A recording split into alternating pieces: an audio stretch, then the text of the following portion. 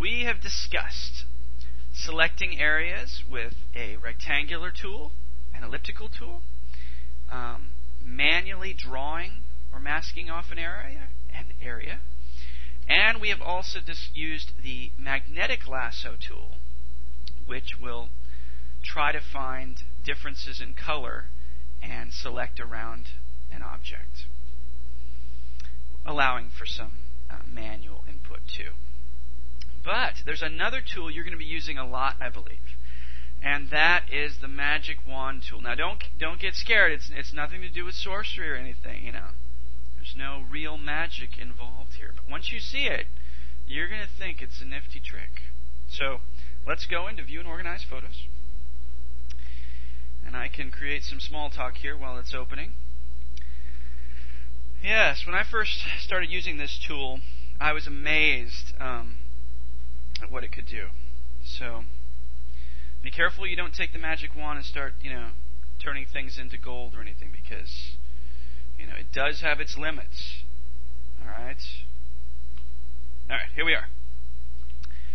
Let's see, what would be a good picture to select with? Let's use the basket. That's in your samples. So let's grab the basket. I'm going to open it in standard edit mode. And this tool works really well, especially if there's large differences in color. So for instance, if you had an image that had a more blue area and then a more red area, and then another colored area, stark differences, it works really well, because what it's going to do, it's going to select a group of colors, and then you're going to set a tolerance, so to speak, so that it determines how many surrounding colors that are close to it it's going to select. So if you were dealing with an area that had a lot of the same color, let's say the basket here was green and the blanket in here was a darker green or a close green, it might be difficult to separate the two for the magic wand. But in this case, that blanket is blue and the basket is brown, so it's going to work very well. So let's zoom in a little bit, even though the quality of this photo isn't that great, it doesn't matter. And again, you don't have to use this photo to do this lesson. You can use any photo you want. But I just chose it because there was differences in color that were great. So we are going to grab the Magic Wand tool. That's right here under the elliptical and rectangular marquee tools. And there's nothing hidden under this, so we're just going to grab the Magic Wand. And if you noticed earlier, I mentioned that there was a tolerance level. And that will determine how many of the surrounding colors that are close is it going to select. So you can just start by selecting or clicking somewhere and seeing how many it chooses. For instance, like that. I just clicked once, and if you notice, it chose most of the lighter shades of blue with a few of the darks. So what we've learned here is we're going to need to set a higher tolerance. So I'm going to click Edit and Undo. And I'm going to make the tolerance just a little bit bigger. How about 55%?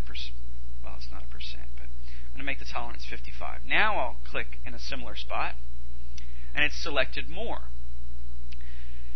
Now, in this case, we can set the tolerance level very high, because in the basket area, there's no blue. So I'm going to hit Undo, and I'm going to make the tolerance level 88.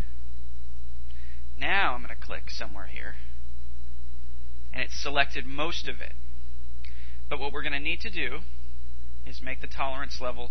We can either make it higher, or in addition to this, we can click this area, and if you hold down Shift, it'll select both. So let me do that again for you to show you.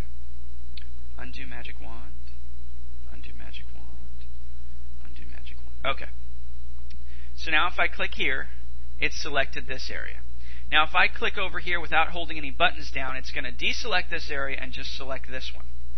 But if I use the Shift button, I hold down Shift as I click a different area, then it's going to select both areas. So now We may decide, being that there's a little bit of brown in the selected area, that you might want to lower the tolerance. So let's do that, because we don't want any of the brown. We just want the blue blanket. And in this case, it is going to be a little more difficult because it's a low quality image. A lot of the blues and the browns are blending a little bit. But I think that we can lower the tolerance still and get it better than we just had it. So I'm going to lower it to 75%. Now I'm going to click, and then I'm going to hold down Shift, click this area, hold down Shift again, click this area. See what happened? It selected part of the basket, so we should probably increase the tolerance. Undo.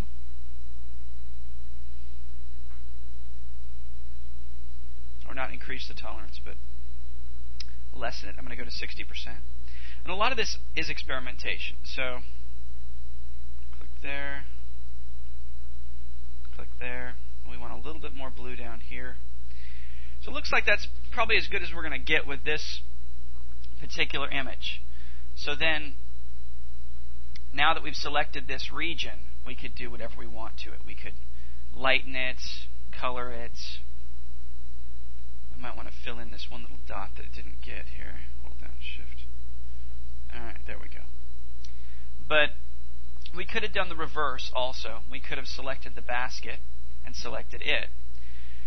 Because in some cases, even the magnetic lasso tool that we've used, it's difficult for it to find an exact edge. And sometimes it's just a lot quicker to use the magic wand. And if let's say you wanted to take most of the red in a picture, let's say a sunset, and change it to pink or change it to green, this magic wand tool is indispensable. So any picture you got, pull it out, try it, try adjusting the tolerance levels, and I think that this is going to be a mainstay as far as your daily tools. That is, if you use Elements daily.